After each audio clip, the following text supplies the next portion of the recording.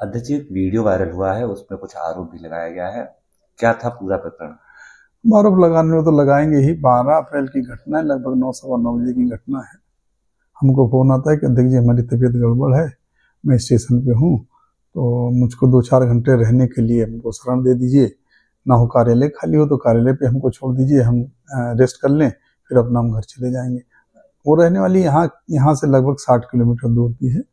तो मैं उसको पिकअप किया, पिकअप करके कार्यालय लेकर के आया। कार्यालय लेकर के जब मैं जीने से चढ़ करके, एक जीना 2 जीना चढ़ के तीसरे जीने पे आया, तो उसको गस चक्कर सा आया तो उसने भी मेरा हाथ पकड़ लिया और मैंने भी उसको सहारा दिया। अगर सहारा देना, और वो हमारी पार्टी के सक्रिय सदस्य है, पार्टी के सक्रिय सदस्य को, पार्टी के कार्यकर्ता को सहारा देना जुर्म है, तो उसमें हम कुछ नहीं कर सकते। सहारा हमने दिया है। पार्टी कोई कार्यकर्ता रात बिरात फोन करता है, मैं 2 बजे रात में फोन उठाता हूँ, 1 बजे रात में फोन उठाता हूँ, मैं सबकी मदद करता हूँ।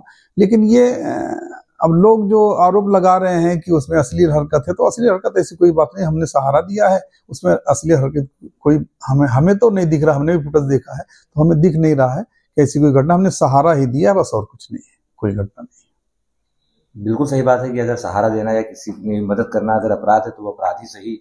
लेकिन ऐसे कौन लोग हो सकते हैं, उनकी क्या मंशा हो सकती है कि इस तरह का आरोप लगाए, सीसीटीवी कार्यालय का ही निकाले? अब सीसीटीवी फुटेज निकालने को तो हमारे यहाँ के जो कर्मचारी थे उन्होंने ही निकाला होगा, दूसरा कोई निकाल नहीं सकता, उसके बारे में जानकारी नहीं होगी। लेकिन हाँ, हमारे बढ़ते हुए वर्चस्व को देखते हुए लोगों ने हो सकता है प्लान किया हो कि ऐसा किया जाए।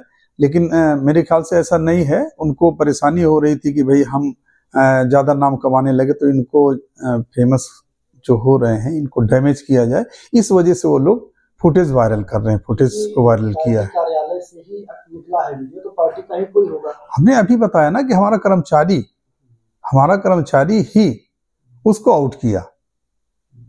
हमने तो पहले ही बताया कि हमारा कर्मचारी उसको आउट किया, और कौन आउट करेगा। अगर मुझको मन में कोई शक होता तो कार्यालय मेरे हाथ में रहता है, मैं लाइट बंद कर देता, मैं सीसीटीवी फुटेज काट देता, मैं कनेक्शन बिजली काट देता। लेकिन मेरे मन में ऐसा कुछ नहीं था ना, उनके मन में कुछ ऐसा था। मेरा मकसद केवल ये था कि उनको रेस्ट कर लें और रेस्ट करके अपना 2-4 घंटे बाद चली जाए। बिल्कुल स्वाभाविक सी बात है कि अगर कोई ऐसी मंशा होती तो हम सीसीटीवी काट देते, लाइट बंद कर देते। लगातार आप जिलाध्यक्ष हैं और जो 7 विधानसभा सीटें हैं वो भी लगातार आप जीत रहे हैं, तो आपका जो वर्चस्व है या आपका जो प्रभाव है वो जिले में बढ़ता ही रहा है, आपकी छवि भी साफ सुथरी रही है।